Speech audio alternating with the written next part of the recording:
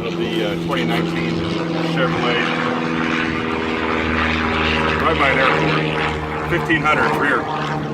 So this one again, we're going to do the snap clip on the rear, and this is the Proform rear cover.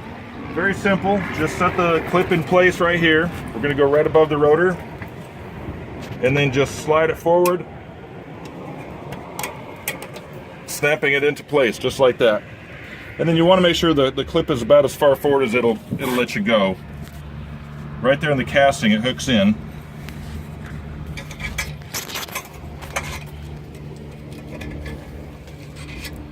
Let's do the bottom. Snap that baby into place. Caliper cover hooks in the bottom hole. I just hooked this one into the bottom stud, and then the top one is a little bit of a stretch. Stretch it up over the stud.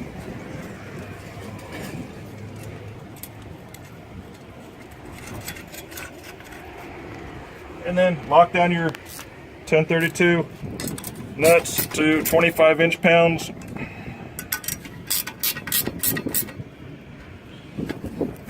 And now she's secure. You put the wheel back on, you're ready to go. Have a nice looking caliper behind your wheel.